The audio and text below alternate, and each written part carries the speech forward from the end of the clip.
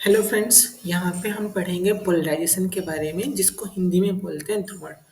Polarisation like interference और diffraction की तरह ही एक फिनोमिना है जो वेव में पाया जाता है। तो अब हम पढ़ेंगे वेव। वेव जो होती है हमारी वो दो टाइप की होती है, जैसा कि हम जानते हैं लॉन्गिट्यूडनल वेव जिसको हम मैकेनिकल वेव भी बोलते हैं। इन लॉन्गिट्यूडनल वेव जो पार्टिकल ऑफ मीडियम होते हैं वो वेव प्रोपगेशन के along to and fro motion करते हैं, जैसा कि इस फिगर में दिखाया गया है।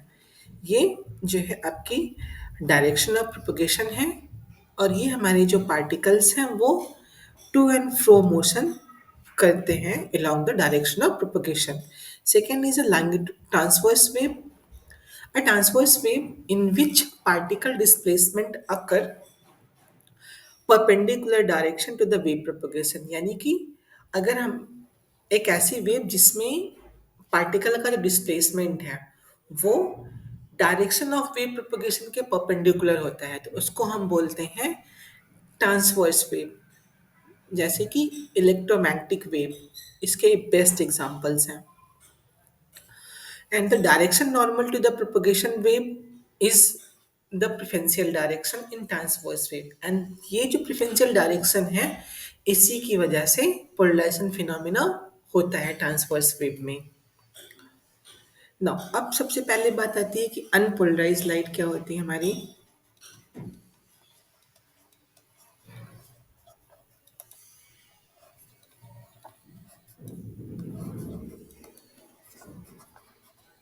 लाइट क्या है? लाइट जो है वो एक इलेक्ट्रोमैग्नेटिक वेव है। Light is a electromagnetic wave जिसमें इलेक्ट्रिक फील्ड,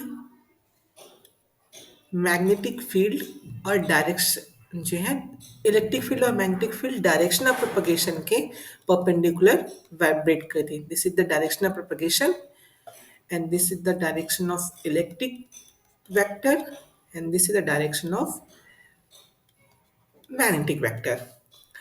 इन जनरली लाइट में जो भी फिनोमिना अकर होता है वो हमारा इलेक्ट्रिक वेक्टर के वजह से होता है।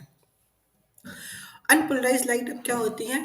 एक ऐसी लाइट जिसमें जो डायरेक्शन ऑफ वाइब्रेशन होते हैं वो डायरेक्शन ऑफ प्रोपगेशन के सिमेट्रिकल होते हैं, यानी वो सभी डायरेक्शन में इक्वली वाइब्रेट करते हैं। उनको हम बोलते हैं अनपोलराइज लाइट।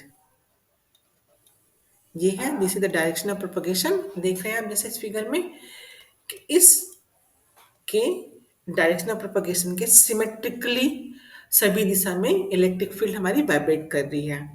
अब बात करते हैं हम प्लेन पोलराइज लाइट की। क्या होता है प्लेन पोलराइज लाइट? जब हम किसी अनपोलराइज लाइट को पोलराइजर से पास कराते हैं तो क्या होता है कि जो हमारा लाइट वेव पहले सभी डायरेक्शन में वाइब्रेट कर रही थी सिमेट्रिकली, वो अब अनसिमेट्रिक वाइब्रेट करती है केवल एक डायरेक्शन में, या यूं बोले एक प्लेन में वाइब्रेट करती है। जैसा इस फिगर में दिखाया गया है, पहले जो हमारी लाइट थी वो दो डायरेक्शन में वाइब्रेट कर रही, लेकिन जैसे हमने इसको पोलराइजर से पास कराया तो वो केवल एक डायरेक्शन में वाइब्रेट कर रही है। तो इसको हम बोलते हैं प्लेन पोलराइज लाइट और इस फिनोमेना को हम बोलते हैं पोलराइजेशन।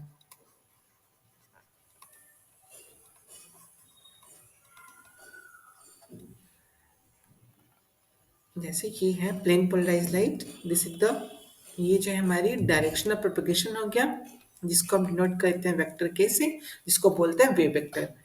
तो इसके अलोंग केवल इसके परपेंडिकुलर केवल एक डायरेक्शन में अगर हमारा electric vector of light vibrate कर रहा है तो उसको हम बोलते हैं plane polarise light. This is the एक plane polarise light.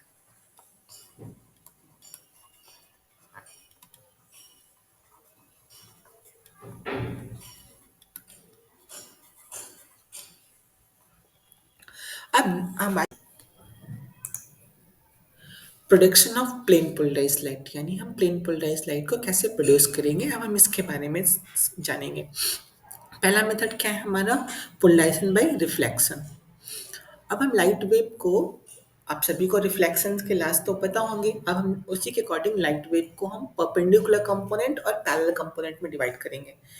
Parallel perpendicular component क्या है? The component of electric field which is perpendicular to the plane of incidence, उसको हम बोलेंगे परपेंडिकुलर कंपोनेंट या एस कंपोनेंट, और रिप्रेजेंट करेंगे हम यहाँ पे डॉट से। Parallel component, the component of electric field which is parallel to the plane of incidence known as P component और पैरेलल कंपोनेंट, और उसको हम एरो से रिप्रेजेंट करेंगे। देखिए कैसे प्रोड्यूस करेंगे हम, बाय रिफ्लेक्शन।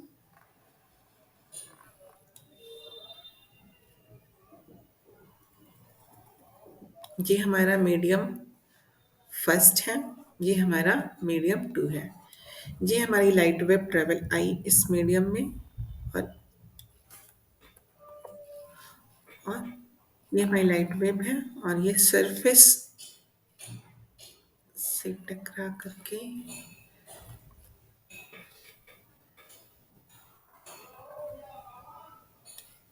ये फिगर सही है।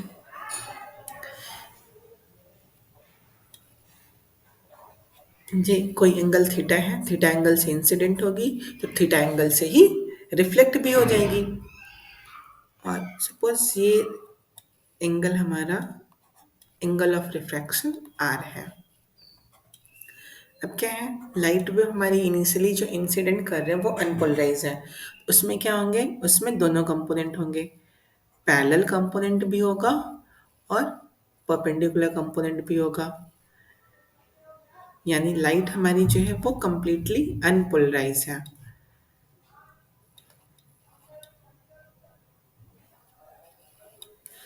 अब क्या होगा, जो रिफ्लेक्टेड वेव होगी उसमें क्या होंगे, उसमें हमारे पैरेलल कंपोनेंट और परपेंडिकुलर दोनों कंपोनेंट होंगे, लेकिन जो परपेंडिकुलर कंपोनेंट है वो कुछ ज़्यादा होंगे।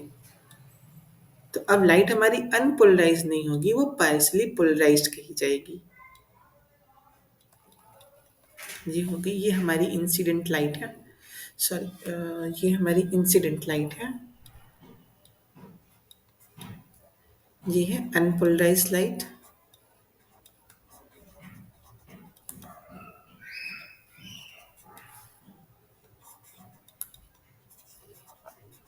ये हमारी पार्शली पोलराइज, ये रिफ्लेक्टेड लाइट है दिस वन।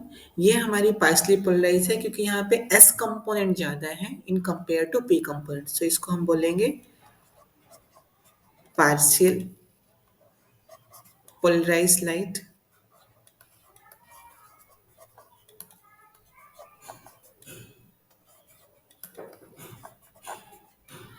अब जो हमारी रिफ्रैक्टेड लाइट रे है उसमें भी दोनों कंपोनेंट होंगे,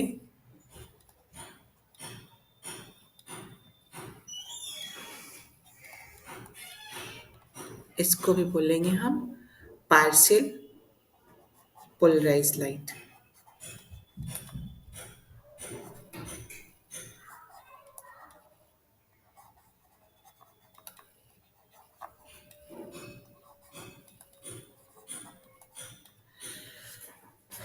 बट अब क्या होगा, जैसे जैसे हम एंगल बढ़ाते जाएंगे, एंगल को वैरी करेंगे, एक ऐसा एंगल आएगा जिसको हम क्रिटिकल एंगल या जो भी एंगल भी बोलना चाहे बोल लें, बाद में उसको हम ब्रूस्टर एंगल बोलेंगे। तो एक ऐसा एंगल आएगा कि हमारे जो पी कंपोनेंट है वो रिफ्लेक्टेड लाइट में वो सारे के सारे गायब हो जाएंगे, और हमारी जो रिफ्लेक्टेड लाइट होगी उसमें केवल एस कंपोनेंट होंगे, और लाइट हमारी कंप्लीटली प्लेन पोलराइज लाइट हो जाएगी। जैसा कि इस फिगर में हम बना के बता रहे हैं आप लोगों को।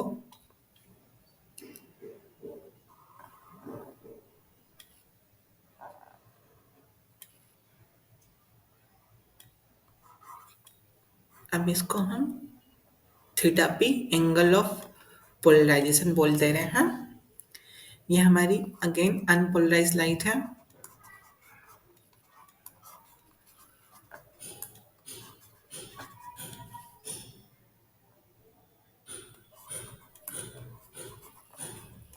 जी हमारे इसमें हमारे एस कंपोनेंट भी होंगे, पी कंपोनेंट भी होंगे,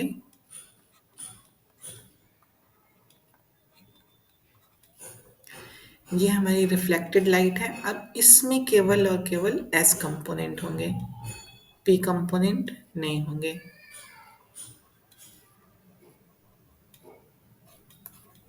ये होगी प्लेन पोलराइज लाइट।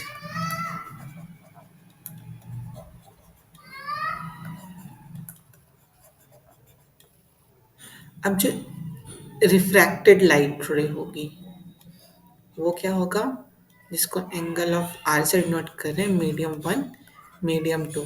इसमें अभी भी दोनों कंपोनेंट होंगे, इसमें अभी एस कंपोनेंट भी होंगे, पी कंपोनेंट भी होंगे। और ये हमारी अभी पार्शियली पोलराइज लाइट है।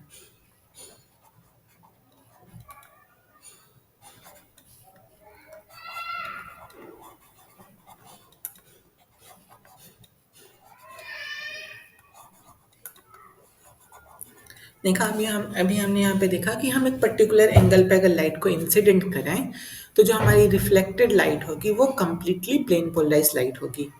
और एंगल ऑफ वह एंगल जिस पे लाइट पोलराइज होती है उसको हम पोलराइजिंग एंगल भी बोल सकते हैं। At a particular angle theta P the reflection coefficient for the P component goes to zero.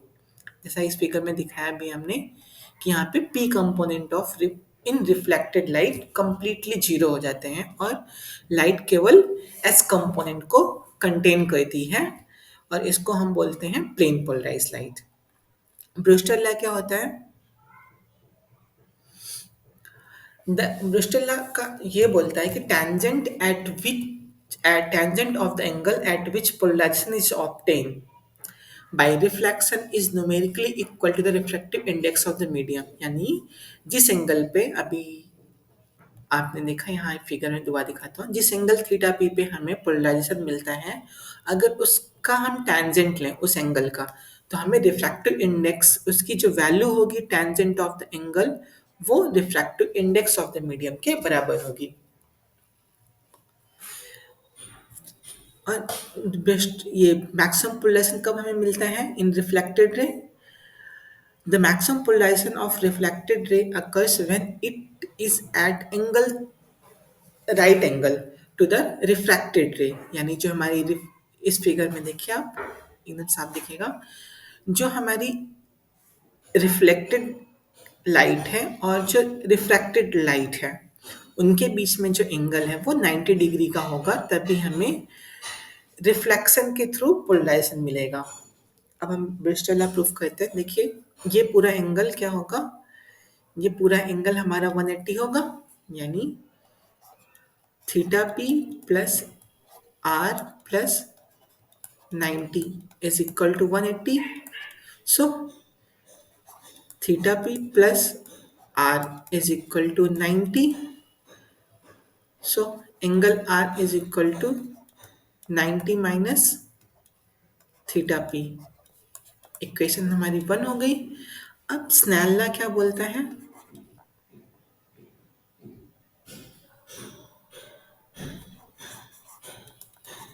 According to Snell's law क्या होता है, एंगल ऑफ इंसिडेंस जो यहाँ पे हमारा थीटा पी है,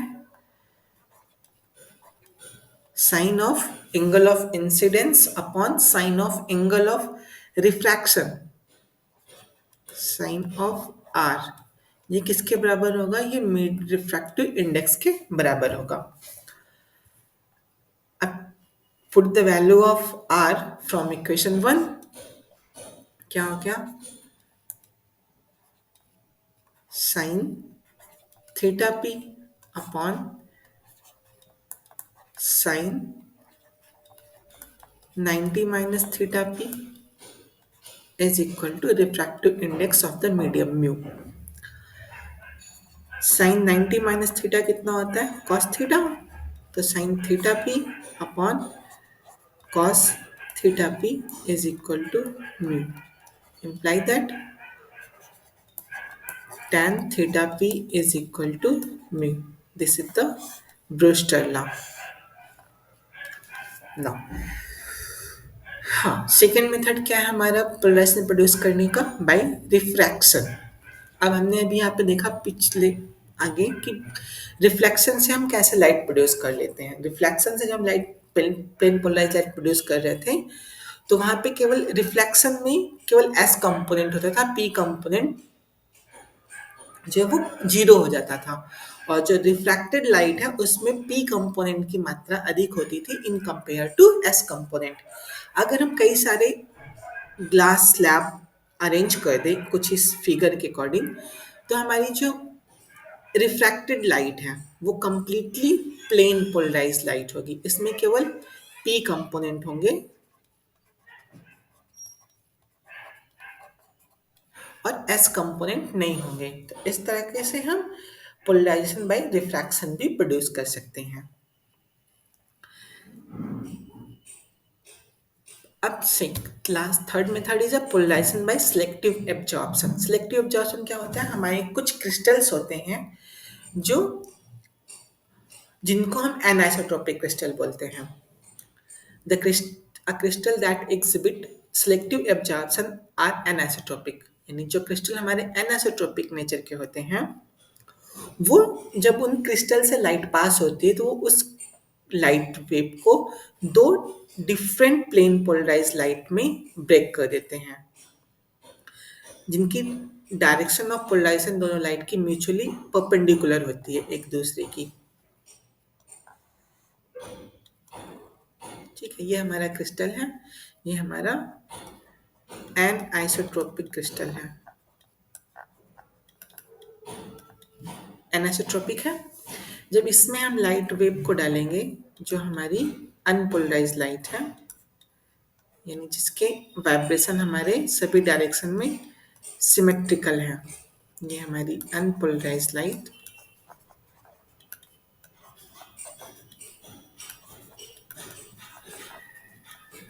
जब ये एनिसोट्रोपिक क्रिस्टल के अंदर जाएगी तो ये दो पार्ट में ब्रेक होगी, दो लाइट में ब्रेक होगी।